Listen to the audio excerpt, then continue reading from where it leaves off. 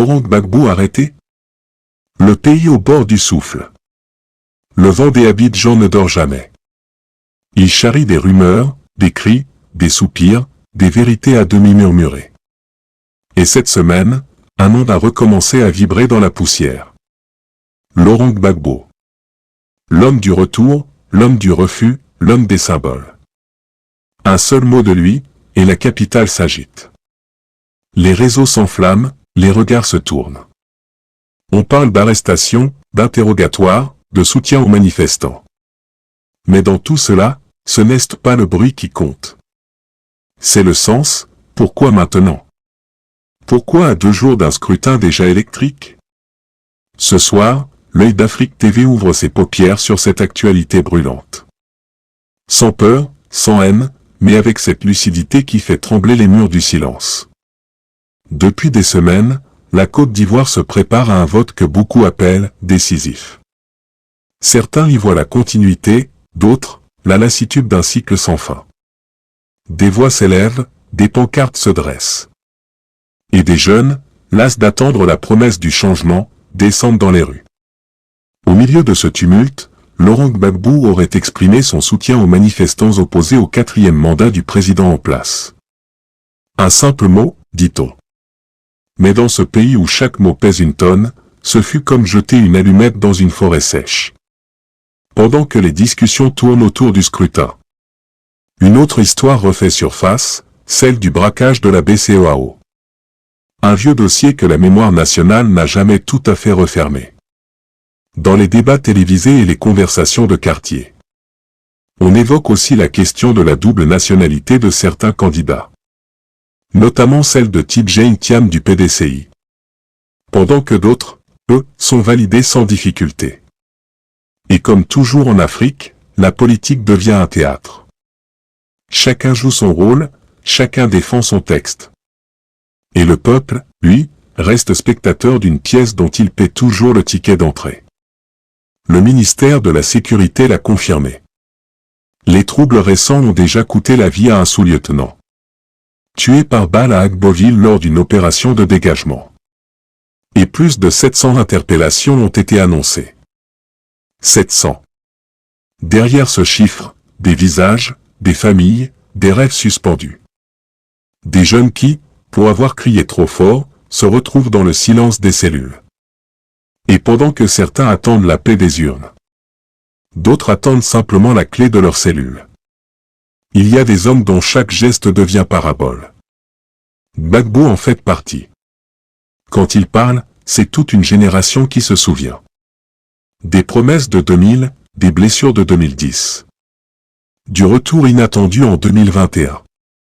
Alors quand on évoque son nom à la veille d'un scrutin tendu, ce n'est pas seulement la politique qui frissonne. C'est la mémoire d'un pays entier. Lui, qui a connu la solitude, la justice internationale, le pardon et la prison, semble désormais incarner cette phrase biblique. Celui qui a chuté connaît mieux la pierre du chemin. Si l'information de son arrestation se confirme, elle ouvre plusieurs lectures. D'abord, le pouvoir veut montrer qu'il garde le contrôle. Ensuite, les oppositions tentent de prouver que la démocratie n'est pas un monopole. Et enfin, le peuple, fatigué des querelles de géants, se demande simplement, jusqu'à quand? Ce scénario rappelle les heures sombres des transitions africaines.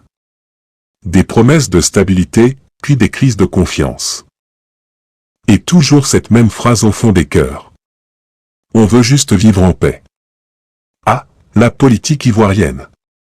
Un feuilleton que même Netflix n'oserait pas écrire. Un épisode par jour, des rebondissements toutes les heures. Aujourd'hui, on parle de Gbagbo. Demain, ce sera peut-être un ancien ministre revenu de Paris. Et après-demain, un candidat qui découvre qu'il est soudainement inéligible. Mais l'Afrique, elle, rit dans sa douleur. Parce qu'ici, même les drames se racontent avec humour. Et même la peur chaville de proverbes. Un vieux sage disait: quand le tam-tam parle trop fort, c'est souvent le tonnerre qui s'approche. Il y a, dans chaque crise, une leçon invisible. Peut-être que celle-ci rappelle au peuple que La démocratie n'est pas un cadeau venu d'en haut, mais un combat mené par ceux d'en bas.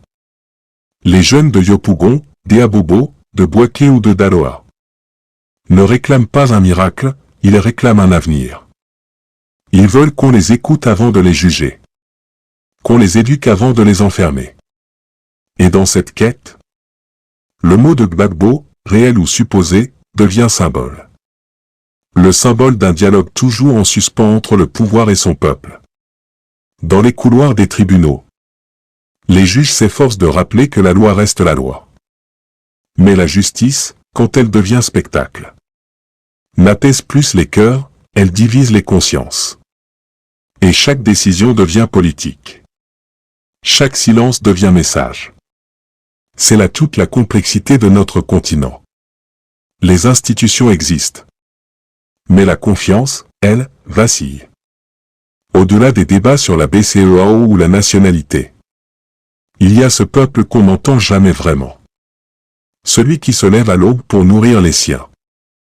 Qui écoute la radio avec l'espoir d'une bonne nouvelle. Et qui, trop souvent, découvre une nouvelle arrestation. C'est lui, le vrai héros de l'histoire ivoirienne. Celui qui, malgré tout, garde foi en demain. L'affaire Gbagbo, ce n'est pas qu'une affaire ivoirienne. C'est le miroir de l'Afrique entière. Des dirigeants qui durent. Des peuples qui espèrent. Et une jeunesse qui rêve d'un jour où le changement ne sera plus un slogan, mais une évidence. Et si cette crise pouvait servir à quelque chose, ce serait à rappeler que le pouvoir ne vaut rien. Quand il oublie le peuple, les élections passeront. Les promesses aussi. Mais l'histoire, elle, retiendra une seule chose. Qui a su garder son humanité dans la tourmente? Laurent Gbagbo, Alassane Ouattara, Tidjé Thiam. Tous sont des fils de la même terre. Et cette terre n'a besoin ni de héros, ni de martyrs, mais d'hommes capables de se regarder dans les yeux. Et de dire, assez.